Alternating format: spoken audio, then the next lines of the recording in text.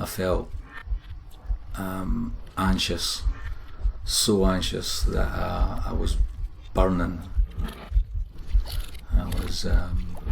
My heart was beating really fast. I couldn't sleep. I got tireder and tireder because I couldn't sleep, because I was worrying, and it was worry. I've let my family down. Everyone's going to suffer because I'm no good. Everybody who relied on me, it was a false reliance. I was a fake. Therefore, I worried even more about what financial disaster I put in my family. So, anxiety, nervous, energy burning off, lack of sleep. I remember vividly curling up in a ball on the living room floor, howling, not crying, howling, saying how shit I was.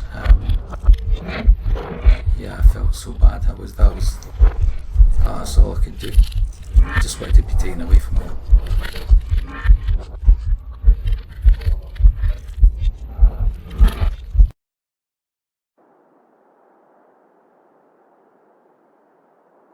I only realised something was wrong when I was driving back from school crying, and I knew this wasn't right.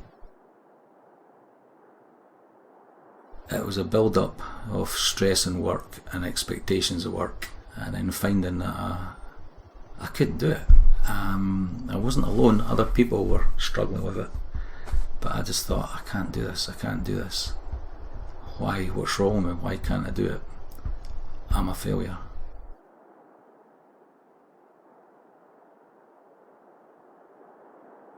I knew I was stressed. I didn't know I was depressed, and I think it just got worse after that point.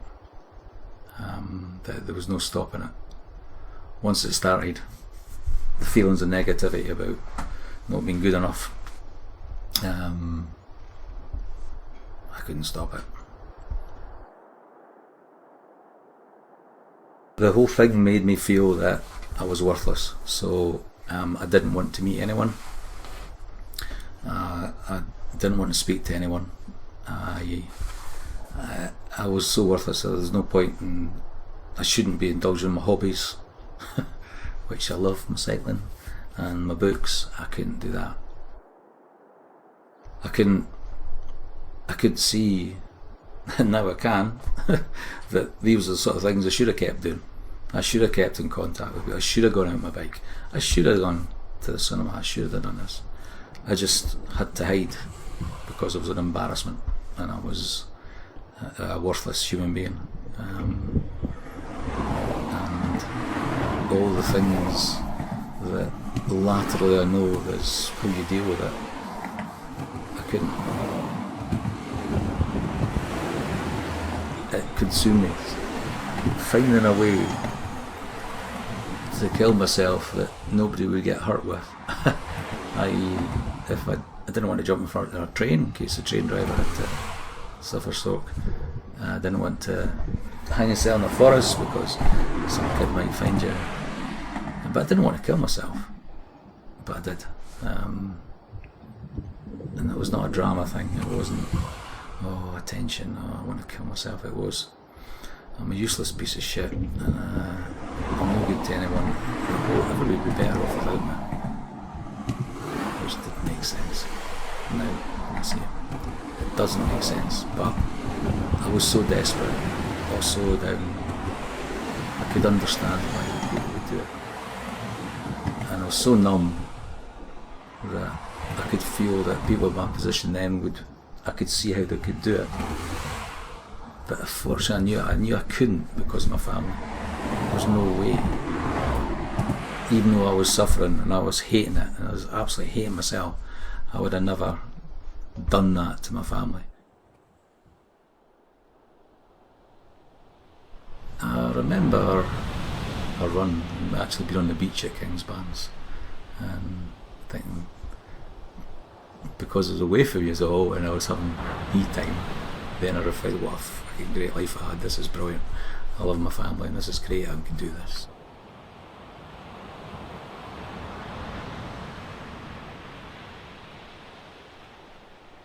I am a guy who did a lot of things on his own, and I think when you're giving time to other people as your job, you sometimes needs a wee bit of time to yourself without being too selfish. But as soon as I got out there and into my stride, which not a great runner, but into my stride, the head would clear, and then you could just enjoy the experience. So you hear the birds, you listen to the sea crashing in, you feel tactile the sand, and the experience of being doing that sort of thing. So I could enjoy the surroundings. But yeah, at the start, panic, rush, because all it was about timetabling, and at the end, more relaxed. I could come home and get on with the rest of it.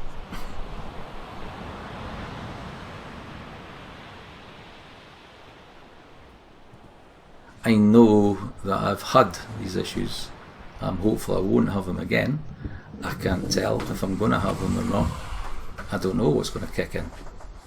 I didn't think I'd get it after the second time. But then I went back into a position of responsibility and I had a trigger there.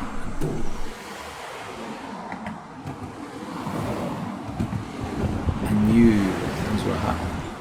And I knew that I didn't want to get out. And I knew that I should be doing certain things and doing all these different techniques, but I couldn't stop it.